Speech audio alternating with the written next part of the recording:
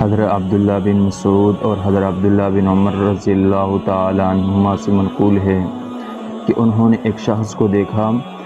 کہ وہ امام سے رکوع اور سجدوں میں سبقت کر رہا تھا، تو اس شخص کے بارے میں حضرت عبداللہ بن مسعود اور عبداللہ بن عمر رضی اللہ تعالیٰ عنہ نے فرمایا،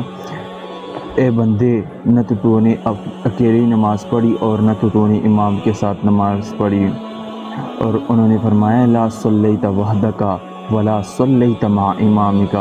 نہ تو نے اکیلی نماز پڑھی اور نہ تو نے امام کے ساتھ۔ آج اگر دیکھا جائے تو ہمارے معاشرے کا یہی حال ہے کہ امام سے کوئی رکوع میں سبقت کر رہا ہے، کوئی سجدے میں سبقت کر رہا ہے، کوئی اٹھنے میں سبقت کر رہا ہے۔ اللہ تعالیٰ مجھے اور آپ سب کو اس حدیث پر عمل کرنے کی توفیق عطا فرمائے۔